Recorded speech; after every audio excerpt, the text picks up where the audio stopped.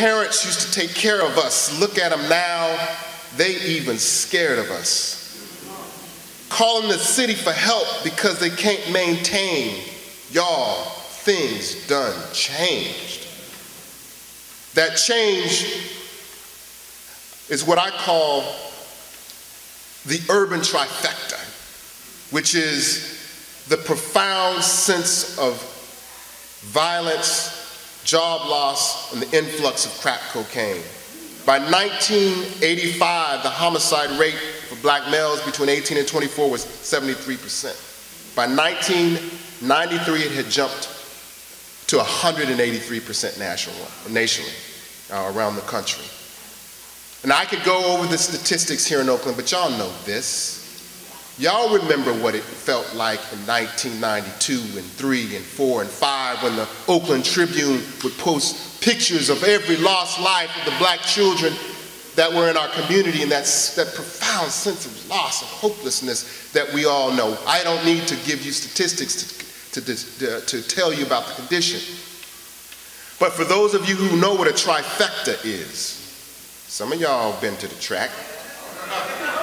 Huh? Some of y'all been to the track. A trifecta is 3 perfect conditions. If for those of you who've been to the track, it's horse 5 coming the first, horse 7 comes in second, and horse 3 comes in third. It's a perfect condition. It's a rare condition that creates, your win. But in urban communities, what I call the urban trifecta is like the perfect storm that hit not just Oakland, but Chicago and Detroit and New York and Atlanta, all at the same time. The urban trifecta is first made up of job losses. That the exodus of jobs, like the job my daddy had. My daddy worked in a factory, right? I remember as a child going to my father's factory, and he would show me how his press machine was as long as the stage, and he would have ink on him, and he said, "See, son, this is how we make printing, and we do printing." He would show me that, and the machine would be all like clink, clink, clink, clink, clink, and I would be like, "Wow, Dad, look at that." And at the end of the machine, a piece of paper would come out this big.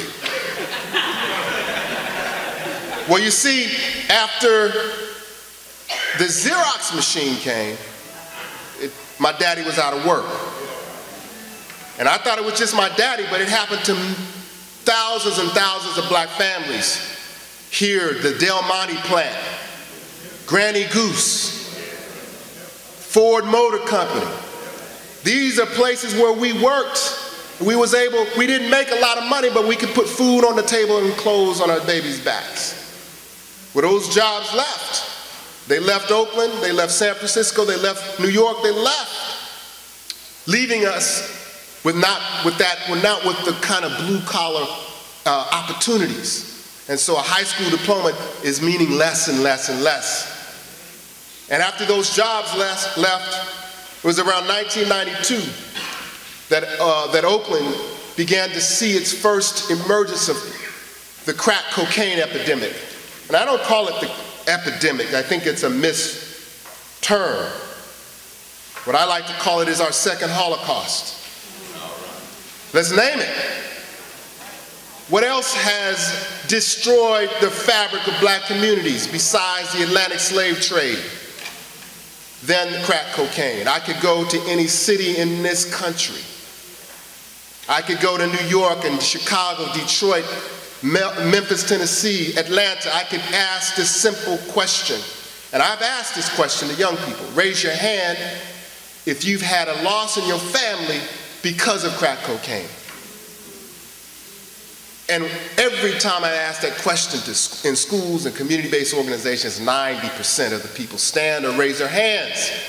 Now, the only thing that has had that profound impact in our communities prior to 1992 was the Atlantic slave trade, where black bodies were taken off the continent of Africa and brought to the United States, where mamas were separated from children and their babies, and fathers taken off from their villages. That destruction of the black family, the only thing that equals that is what was occurring in 1992. Pastor J. Effort Smith, in a wonderful book called On the Jericho Road, a memoir to racial justice and social action and a prophetic leadership. He says that in Oakland, crack cocaine was an equal opportunity destroyer. And that it was much more than poverty that people were seeing. But what he says is that it was more than poverty, was the violent death of the human spirit. He talks about men who were working in the post office, mothers who were librarians and teachers, moms and dads that began to experiment with crack cocaine and began to see how they spiraled down. We know that story. But it is the second part of the trifecta that crack cocaine began to whittle away the fabric of our communities. And as that began to whittle away, then it was violence. And violence is an interesting thing. And sometimes we think about violence as a single act, right? There's a lot of research that's talking about this term called post-traumatic stress disorder. And when kids see violence, they get exposed to violent experiences, right? And that post-traumatic stress makes it difficult for them to learn. But we know that it is actually not a post-experience. Violence, I was at a workshop, I'm gonna just talk for a minute, y'all. So I was at a workshop where they were bringing in healers from all over the world, y'all. I mean, from India, from Japan, from all over the world, and there's this one man who was an expert. He was an expert, his name was Ed Tick, on dealing with soldiers who have seen the horrors of wars, right? Soldiers who have killed children, right? Who are dealing with that. He's an expert, and he was talking about the healing process that's so important for these soldiers. And he was talking about the techniques he uses. And I said, Mr. Tick, I understand your work is profound, but I have one question. How do you deal with the trauma that the black babies and the black youth experience in urban communities? It's not post. They will experience it today, tomorrow, and the next day. The soldiers, it happened in 1965 or it happened in 1992, that the war for them is over. But how do you deal with it when it's ongoing, Mr. Tick? He looked at me and he didn't have an answer. Right? And I'm glad he didn't have an answer, because that's for us to figure out. Right? Ed Tick don't live in Oakland. Ed Tick don't live in a black community.